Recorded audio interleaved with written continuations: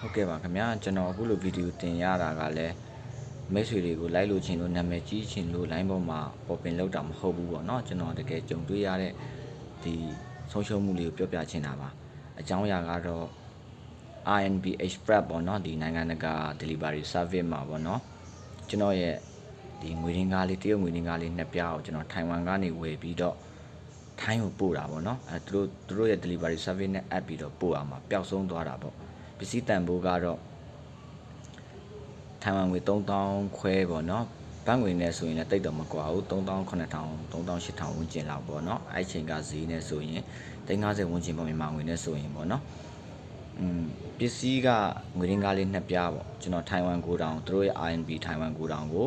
2025ခုနှစ်မေလပထမပတ်ထဲမှာပေါ့နော်ကျွန်တော်ပို့ခဲ့တယ်ပြီးတော့ပစ္စည်းကသူတို့ပြောတဲ့ app နဲ့ကြာချိန်က delivery time က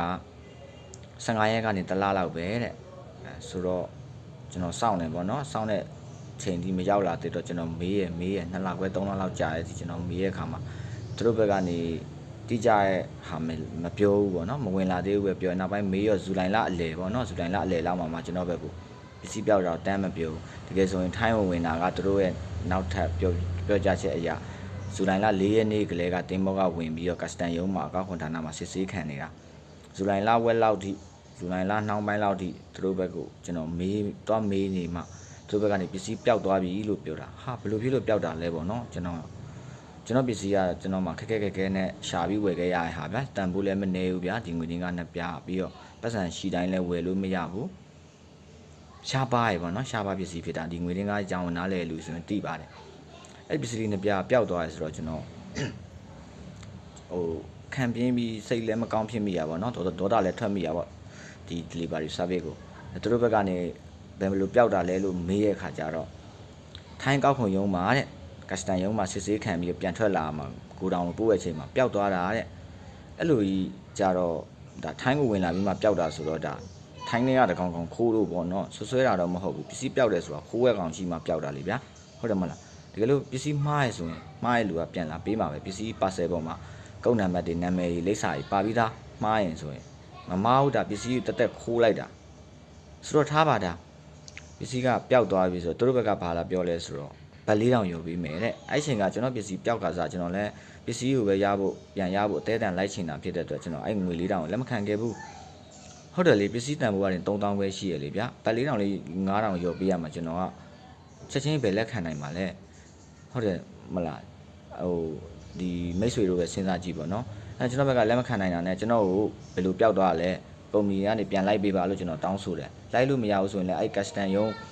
ဖုန်းနံပါတ်နဲ့လိပ်စာနဲ့သူစစ်ဆေးခံတဲ့အကောက်ခွန်ဌာနရဲ့ဖုန်းနံပါတ်လိပ်စာအတိအကျပေးဆိုလည်းမပေးဘူးဗျာအဲ့ဒါကနေကျွန်တော်နေလာလိုက်တာပေါ့နော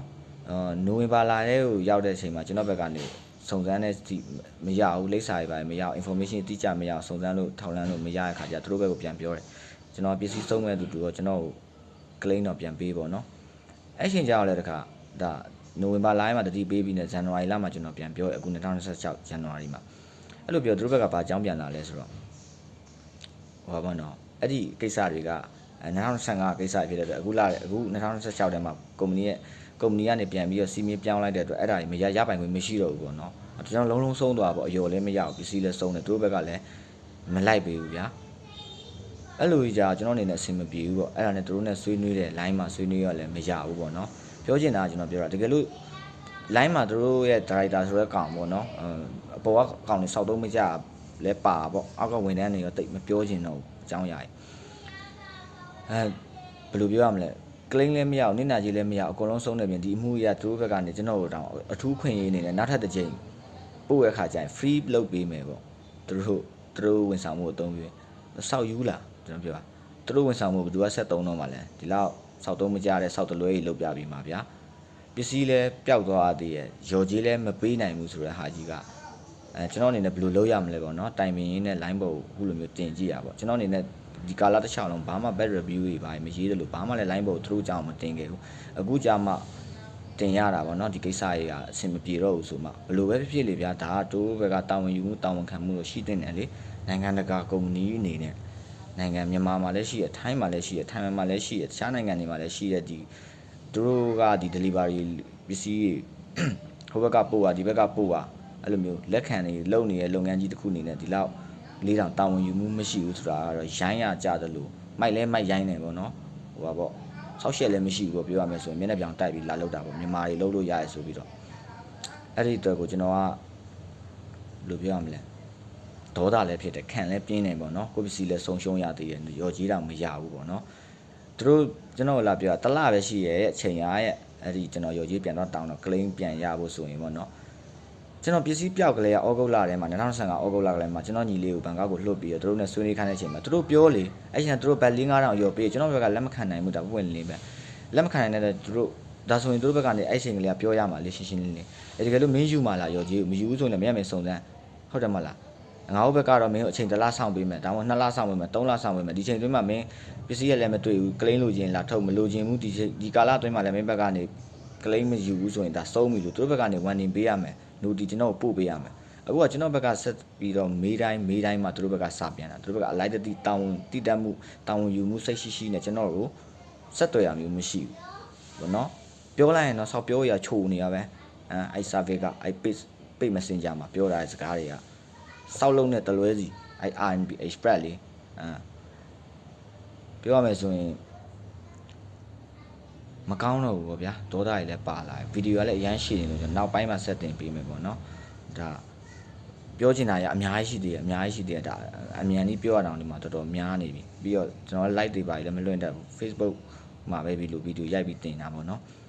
ကျွန်တော် record ရရှိရကျွန်တော် screenshot ရိုက်ထားရကျွန်တော်တင်ထားတဲ့အကောင့်ထဲမှာလေနော်ဟုတ်ကဲ့ပါကျွန်တော်များများလေး share ပေးပါနော်ဒီကိစ္စကလေဘာဖြစ်လဲဆိုတော့ကျွန်တော်ဒါလူသိအောင်ပဲကျွန်တော်ကြီးညာချင်တာကျွန်တော်ပစ္စည်းစုံလဲစုံသွားပြီပတ်စံလဲပြန်ရဖို့လမ်းမမြင်တော့တဲ့အတွက်သူတို့ကိုလည်းဒါပြန်ပေးဆက်ရမယ်ဆိုတဲ့သဘောမျိုးနဲ့ပေါ့နော် line ပေါ်တင်ပေးတာပါတခြားမိတ်ဆွေပေါင်းလည်းတတိထားရအောင်ဒီ survey ကဒီလိုမျိုးစောက်ကျင်ရှိရဲဆိုတာပေါ့နော်မကောင်းတဲ့စောက်ကျင်ရှိရဲဒီ RNB Express ကိုအတုံးမပြူကြဖို့ပေါ့နော်ဒါကတော့ကျွန်တော်တူတယောက်အမြင်ပေါ့တခြားမိတ်ဆွေလည်းကြုံရင်လည်းကြုံမှုမှာပေါ့နော်ဘယ်လိုမျိုးဖြည့်ရှင်းရလဲဆိုတာအကြံဉာဏ်လေးရှိရင်လည်းကျွန်တော်ပြောပေးပါအောင်ဟုတ်ကဲ့ပါကျေးဇူးတင်ပါတယ်ဗျ